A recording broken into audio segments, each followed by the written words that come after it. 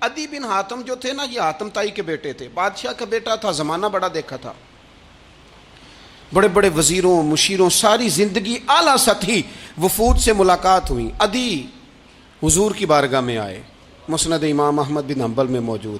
تو اسلام پر ابھی غربت کا دور تھا، چند لوگ مسلمان ہوئے تھے، نبی پاک علیہ السلام نے فرمایا عدی کلمہ پڑھ لو۔ تو عدی کہنے لگے میں تو پہلے ہی ایک دین کا ماننے والا ہوں۔ حضور فرمانے لگے جس دین کے تم ماننے والے ہو اس دین کو میں تم سے زیادہ جانتا ہوں۔ حضور فرمانے لگے جس دین کے تم ماننے والے ہو اس میں کیا یہ لکھا ہے کہ مال غنیمت کا چوتھا حصہ کھا جاؤ؟ کہنے لگے نہیں۔ تو فرمایا کھا کیوں جاتے ہو؟ عدی کہتے ہیں چونکہ یہ ہمارے اندر کی بات تھی بادشاہوں کی، تو میں نے فوراً سر تسلیم خم کر دیا، میں نے فوراً سر جھکا دیا، میں نے کہا آپ بات ٹھیک کر رہے ہیں۔ حضور فرمانے لگے اب اگلی بات بھی کروں یا رسول اللہ فرمائیے۔ فرمایا پتہ ہے تم دین کیوں نہیں قبول کر رہے؟ یہ بھی مجھے پتہ ہے۔ یا رسول اللہ کیوں؟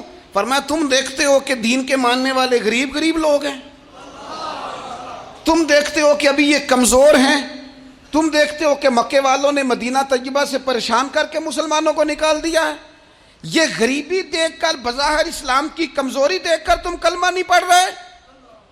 حضور فرمانے لگے عدی مقام حرا کا نام سنا ہے؟ بڑی دور تھا علاقہ، وہ مقام حرا کا نام سنا ہے؟ عدی کہنے لگے حضور سنا ہے پر وہ جگہ دیکھی نہیں۔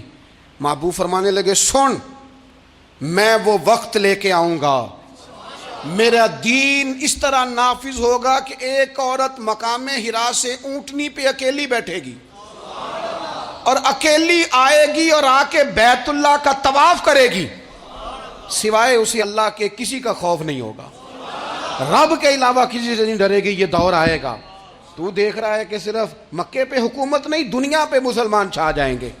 اور حضور فرمانے لگے کسرا کا نام سنا ہے؟ کہا حضور وہ تو بظاہر اس وقت بڑا تگڑا بادشاہ ہے۔ فرمایا اس کے علاقے بھی فتح ہوں گے، وہ خزانے مسلمانوں کے پاس آئیں گے۔ اور فرمایا تو تیسری بات نبی پاک نے بیان کی، فرمایا تو یہ دیکھ رہا ہے کہ مسلمانوں میں غربت ہے؟ فرمایا عدی ایک وقت آئے گا لوگ دینے کے لیے نکلیں گے پر انہیں لینے والا کوئی نہیں ملے گا۔ ایک وقت آئے گا لوگ دینے نکلیں گے لینے کوئی نہیں آئے گا۔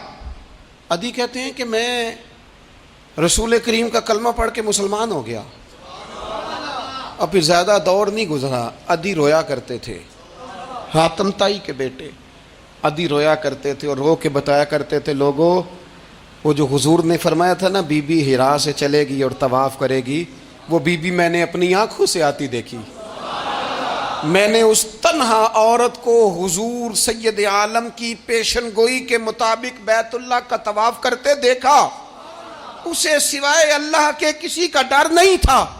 اور عدی کہنے لگے وہ جو حضور نے فرمایا تھا نا کہ کسرا کے خزانے فتح ہوں گے، فرمایا وہ جب فتح ہو رہی تھی تو میں خود اس جنگ میں شریک تھا، مجھے اللہ نے موقع دیا، میں مجاہدوں میں شامل تھا۔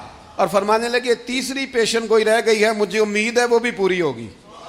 حضرت عمر بن عبدالعزیز کے زمانے میں آ کے وہ دور بھی آیا کہ لوگ زکوٰۃ دینے نکلتے تھے، لینے والا کوئی نہیں ملتا تھا، لوگ کسی کو غریب سمجھ کے صدقہ دینے لگتے تھے، وہ کہتا تھا بھائی لے جا میں تو رات خود دے کے آیا ہوں، لوگ دینے نکلتے تھے لینے والا کوئی نہیں۔ اسلام کی فطرت میں قدرت نے لچک دی ہے، اتنا ہی یہ ابھرے گا جتنا کہ دبا دو گے۔ یہ مولویوں کی وجہ سے، پیروں کی وجہ سے، سیاستدانوں کی وجہ سے نہیں چھائے گا۔ یہ کیوں چھائے گا کہ ارسل رسولہ بالہدی ودین الحق، یہ اس لیے چھائے گا کہ اللہ نے بھیجا ہی حق کے ساتھ ہے، یہ آیا حق کے ساتھ ہے، لہذا چھا جائے۔